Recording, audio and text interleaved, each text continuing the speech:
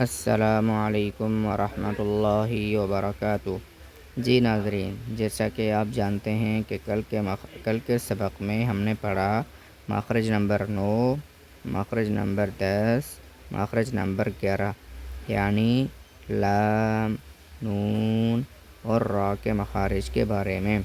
آج ہم پڑھیں گے مخرج نمبر 13، مخرج نمبر 14 اور مخرج نمبر 15۔ تو چلیے شروع کرتے ہیں۔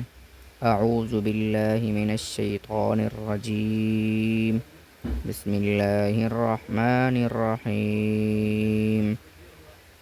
مخرج نمبر 12 طا، دال اور تا کا ہے، یعنی زبان کی نوک جب ثنایا علیا کی جڑ سے لگے۔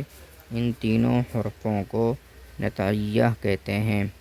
دوبارہ سن لیں، طا، دال اور تا، یعنی زبان کی نوک اور ثنایا علیا کی جڑ جب ثنایا علیا کی جڑ سے لگے تو وہاں سے یہ حروف ادا ہوتے ہیں۔ ان تینوں حروفوں کے مجموعے کو نطعیہ کہتے ہیں۔ مخرج نمبر 13 وا، ذال اور ثا کا ہے، وہ زبان کی نوک، ثنایا علیا کا سرا۔ ان تینوں حرفوں کو لثویہ کہتے ہیں، یعنی وا، ذال اور ثا۔ ان کو پڑھتے ہوئے ایسا معلوم ہوتا ہے گویا بندہ اپنی زبان دانتوں کے بیچ میں نکال کر پھر پڑھ رہا ہے، حالانکہ ایسا نہیں ہوتا۔ ہوتا یوں ہے کہ وہ زبان کی نوک یعنی جو زبان کی شروع والا حصہ ہے، وہ اوپر والے جو دانت ہیں ثنایا علیا سامنے کے دو، ان کے سرے پہ لگانے سے یہ تینوں حروف ادا ہوتے ہیں۔ ان کے مجموعے کو لثویہ کہتے ہیں۔ مخرج نمبر 14 صاد، زا اور سین کا ہے، یہ زبان کا سرا جب ثنایا سفلی کا کنارہ مع کچھ اتصال ثنایا علیا کے، وہاں سے یہ تینوں حروف ادا ہوتے ہیں۔ ان حروف کو حروف صفیر کہتے ہیں، یعنی صاد، زا اور سین جب زبان کا سرا یعنی شروع والی جو نوک ہے وہ ثنایا سفلی کے کنارے سے لگے اور اس میں کچھ نہ کچھ تھوڑا سا ثنایا علیا کا بھی تھوڑا سا اتصال رہتا ہے، تو وہاں سے یہ تینوں حروف ادا ہوتے ہیں۔ ان کو صفیر کہنے کی وجہ یہ ہے کہ صفیر کہا جاتا ہے چڑیا کی آواز کو، چونکہ ان حروف کی آواز چڑیا کی آواز کے مشابہ ہوتی ہے، یعنی ان میں سیٹی پائی جاتی ہے، اسی لیے ان کو صفیر کہتے ہیں۔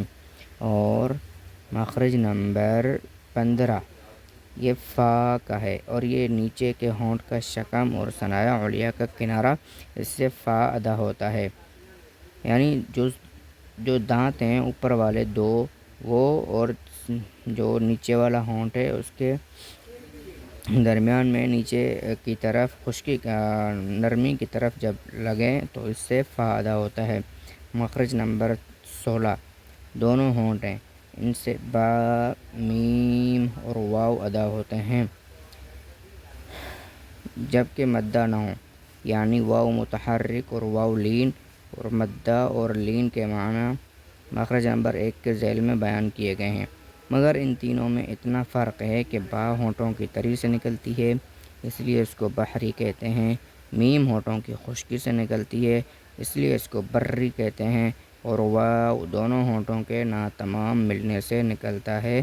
فا کو ان تینوں حرفوں کو شفویہ کہتے ہیں، یعنی فا، با، میم اور واو ان تینوں حرفوں کو شفویہ کہتے ہیں۔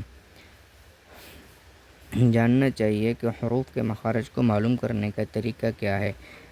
کسی بھی حرف کو ساکن کیا جائے اس سے پہلے حمزہ متحرک لگایا جائے، پھر اس لفظ کو پڑھا جائے جہاں اس کی آواز ختم ہو، وہی اس حرف کا مخرج ہے۔ امید ہے آج کی ویڈیو آپ کو پسند آئی ہوگی۔ اگر آپ ہمارے چینل پر نئے ہیں تو چینل کو سبسکرائب کریں اور بیل آئیکن کو ضرور پریس کریں تاکہ ہماری ہر آنے والی نئی ویڈیو بآسانی آپ تک پہنچ سکے۔ جزاکم اللہ خیرا کثیرا فی الدارین.